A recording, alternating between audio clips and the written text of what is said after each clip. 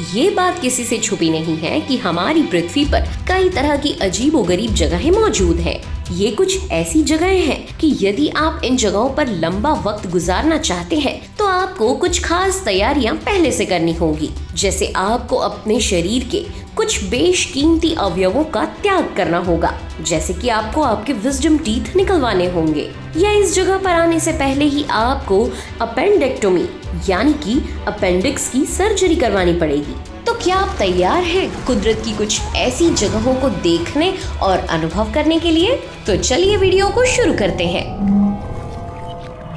दोस्तों, इस जगह पर कोई रेप्टाइल या एम्फीबियंस जीव आपको देखने को नहीं मिलेंगे, मगर यहाँ जो भी जीव आपको दिखेंगे वे सभी असल में इंसानों के द्वारा ही लाए गए हैं। हालांकि इस जगह पर लगभग 2 मिलियन यानी कि 20 लाख सालों से बारिश की एक बूंद भी नहीं टपकी है, लेकिन फिर भी दुनिया भर के साफ पानी का 80% हिस्सा इस जगह से आता है और इस जगह का नाम है अंटार्कटिका। अंटार्कटिका दुनिया का सबसे कोल्डेस्ट और शायद सबसे रहस्यमयी कॉन्टिनेंट है। हालांकि पिछली 1 सदी में हमने इसकी सतह पर पहुंचकर वहां के हालातों को नैतिक और वैज्ञानिक दोनों स्तरों पर समझने का प्रयास किया है, मगर हम सभी जानते हैं कि पृथ्वी के भौगोलिक विकास का दौर कई अरब सालों का रहा है और इस दौरान यहाँ पर कई चीजें बनती और मिटती रही हैं। इसलिए शुरू से ही ये आशंकाएं जताई जा रही थी कि हो न हो पृथ्वी के दूसरे महाद्वीपों की तरह ही अंटार्कटिका की इस बर्फीली जमीन ने भी अपने भीतर कुदरत के कई रहस्यों को दफन जरूर किया होगा। और जब वैज्ञानिक इन रहस्यों की पड़ताल में जुटे तब उन्होंने जो पाया उसे जानकर सभी वैज्ञानिक और रिसर्चर्स भी दंग रह गए। काफी वर्षों तक वैज्ञानिकों को लगता था कि इन मोटी बर्फीली चादरों के नीचे कुछ खास नहीं होगा। उन्हें लगता था कि ज्यादा से ज्यादा वहाँ पर सब ग्लेशियर वाटर के कुछ सोर्सेस मिल जाएंगे और उनमें ज्यादातर की ये धारणा वर्ष 1990 तक बनी रही, मगर उनका ये भ्रम जल्द ही टूट गया जब एक सर्वे से उन्हें पता लगा कि अंटार्कटिका की इन मोटी बर्फीली चादरों के नीचे पूरी की पूरी एक झील है और वो कोई ऐसी वैसी झील नहीं बल्कि 15,000 स्क्वायर किलोमीटर लंबी है। ये क्षेत्रफल साइप्रस आयरलैंड के क्षेत्रफल से भी लगभग 1.5 गुना ज्यादा है। इस झील की गहराई 4,000 फीट से भी ज्यादा थी, जो कि दुनिया की सबसे गहरी झील बैकाल से लगभग 442 मीटर ही कम है। अब क्योंकि ये झील रशियन पोलर स्टेशन वोस्टॉक के करीब मिली थी, इसलिए इसका नाम भी वोस्टॉक लेक रखा गया। ये बड़ी झील असल में 11,886 फीट मोटी बर्फ की चादर के नीचे दबी हुई है और तो और यहाँ काफी हार्श एनवायरमेंटल कंडीशंस हैं। जैसे अमूमन झील के आसपास का तापमान 128.2 फ़ारेनहाइट पर पहुँच जाता है। यहाँ की बर्फ का प्रेशर जुपिटर के उपग्रह यूरोपा से काफी कम है। यहाँ दूर दूर तक सनलाइट का नामो निशान नहीं होता और दुनिया की तमाम झीलों की तुलना में यहाँ के पानी में नाइट्रोजन और ऑक्सीजन की मात्रा भी 50% से ज्यादा है। ऐसे हालात दुनिया में उपस्थित किसी भी जीव के लिए पृथ्वी पर ही नरक की तस्वीर पेश कर देते हैं और वैज्ञानिकों ने भी ऐसे हालातों में इतनी गहराई पर किसी जीव के मिलने की कम ही संभावनाएं लगाई थी। और जब रिसर्चर्स ने यहाँ के पानी के और जमीन के सैंपल्स को टेस्ट किया तो वहाँ उन्हें एक अननोन माइक्रो ऑर्गेनिज्म मिला जो एक खास तरह का बैक्टीरिया था और वो इतनी कठोर कंडीशंस में भी अच्छी तरह से फल फूल रहा था। रिसर्चर्स ने इस न्यूली डिस्कवर्ड बैक्टीरिया को W123-10 नाम दिया। ताज्जुब की बात ये थी कि इसका डीएनए दुनिया में मौजूद तमाम दूसरे जीवों के डीएनए से महज 86% ही मैच करता था। इतने लंबे समय तक आइसोलेट रहने के कारण इस बैक्टीरिया का दुनिया के दूसरे जीवों और माइक्रो ऑर्गेनिज्म से संपर्क नहीं हुआ। इस वजह से ये अलग तरह से डेवलप हुआ है। मगर अपनी आगे की रिसर्च में वैज्ञानिकों ने पाया कि इस झील में दुनिया के तकरीबन 3,500 दूसरे जीवों के अवशेष भी मौजूद थे।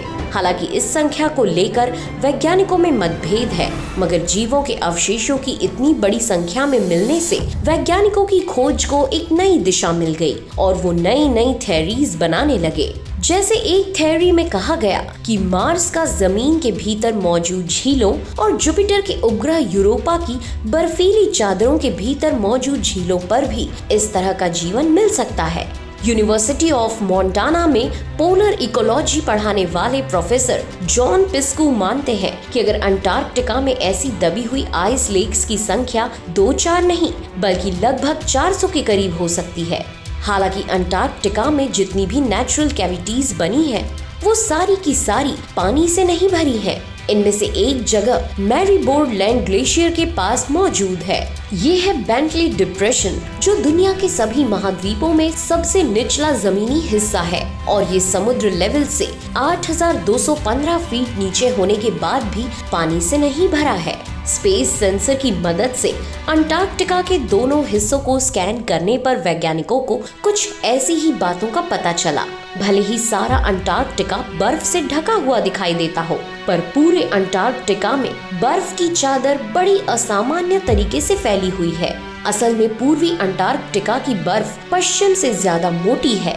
जहां पूर्व में ये 40 से 48 किलोमीटर लंबी मोटी टुकड़ों में फैली हुई है, वहीं पश्चिमी अंटार्कटिका में 19 से 35 किलोमीटर लंबी और मोटे टुकड़ों में ये बर्फ डिवाइडेड है। इस अजीब सी विविधता के पीछे का राज ईस्ट अंटार्कटिका की जमीन के नीचे मौजूद एक काफी बड़ी और डेंस एंशिएंट सिमेट्री गोंडवाना का होना बताया जाता है। वैज्ञानिक इन ऊपरी अवशेषी पहाड़ों को क्रेटॉन्स कहते हैं, जो हजारों सालों की कुदरती जद्दोजहद के बाद भी अपनी जगह पर बने हुए हैं।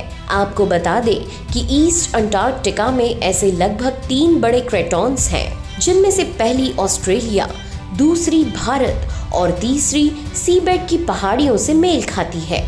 और वैज्ञानिकों द्वारा ऐसे कयास लगाए जाते रहे हैं कि करोड़ों साल पहले जब रोडिनिया नाम का सुपर कॉन्टिनेंट बना था, तब ये टुकड़े अंटार्कटिका के हिस्से में आ गए थे। मगर फिर 500 मिलियन साल पहले ये गोंडवाना कॉन्टिनेंट के साथ अलग हो गए। साइंटिस्ट अपनी रिसर्च के दायरे को बाहरी स्तरों तक ही सीमित नहीं रखते, बल्कि उन्होंने एक होल ड्रिल करके इस कॉन्टिनेंट के अंदर झांकने की भी कोशिश की। रिसर्च टीम ने 2 फीट फैले गड्ढे में 60 सेंटीमीटर चौड़ी गर्म पानी से भरी ड्रिल डालकर खोदना शुरू किया। 63 घंटों की कड़ी मेहनत के बाद वैज्ञानिकों ने 7,060 फीट गहरा गड्ढा खोद दिया। उसके बाद उन्होंने पानी का टेम्परेचर, बर्फ का प्रेशर और उसकी सहन क्षमता का भी परीक्षण किया। और इन एक्सपेरिमेंट्स की बदौलत वो ये जानने में सफल हुए कि अंटार्कटिका की बर्फ पिछली बार आखिर कब पिघली थी और ये अब आने वाले समय में फिर से कब पिघल सकती है। हालांकि अंटार्कटिका में ऐसे भी कई गहरे होल्स हैं जिन्हें इंसानों ने नहीं बनाया। जैसे कुछ वर्ष पहले ही 3,700 स्क्वायर मील के गड्ढे के मिलने से सारी दुनिया में खलबली मच गई थी। यहाँ तक कि 1970 के बाद से किसी भी वैज्ञानिक ने इतनी बड़े गड्ढे को नहीं देखा था। इसलिए वो तुरंत ही इसका विश्लेषण करने में लग गए और उसके बनने के पीछे के कारणों को समझने की कोशिश करने लगे। उन्होंने इस गड्ढे को वर्मवुड नाम दिया।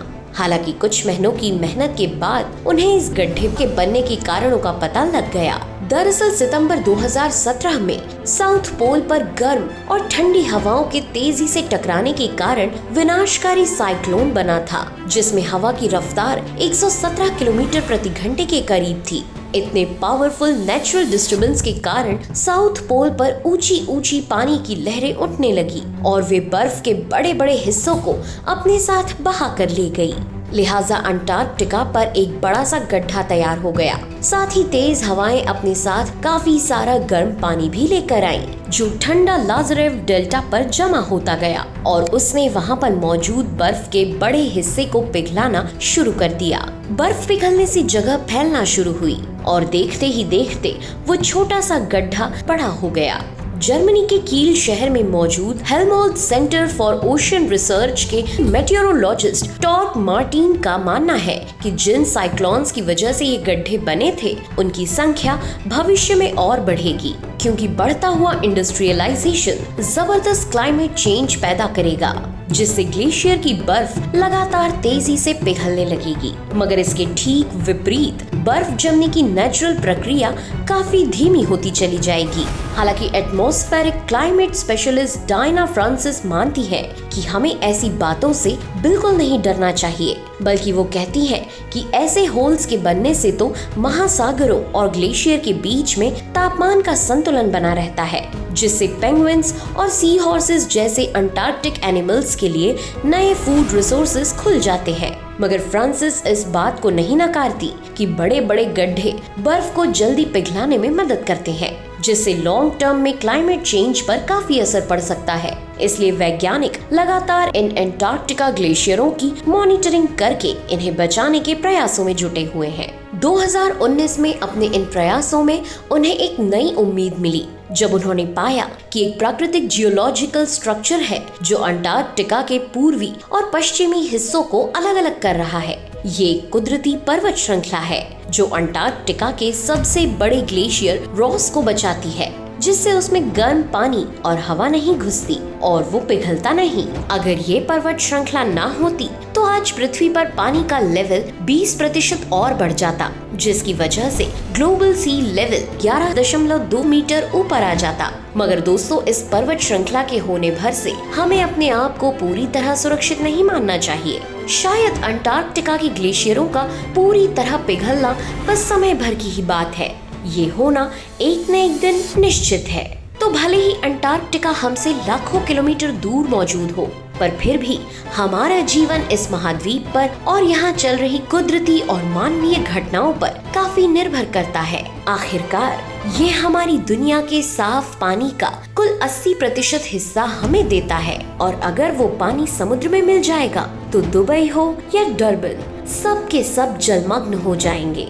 आज के वीडियो में बस इतना ही। अगर आपको हमारा आज का ये वीडियो पसंद आया हो तो इसे लाइक कीजिए और दोस्तों के साथ शेयर कीजिए। अगर आप हमारे चैनल अद्भुत मिस्ट्री पर नए हैं तो जल्दी से इसे सब्सक्राइब कर बेल आइकन को जरूर ऑन कर लें, ताकि आप हमारे किसी भी अपडेट को मिस न कर जाएं। मैं हूँ आपकी दोस्त नेहा आगरकर। फिर मिलेंगे अगले वीडियो में नए टॉपिक के साथ। तब तक के लिए दीजिए आज्ञा। नमस्कार।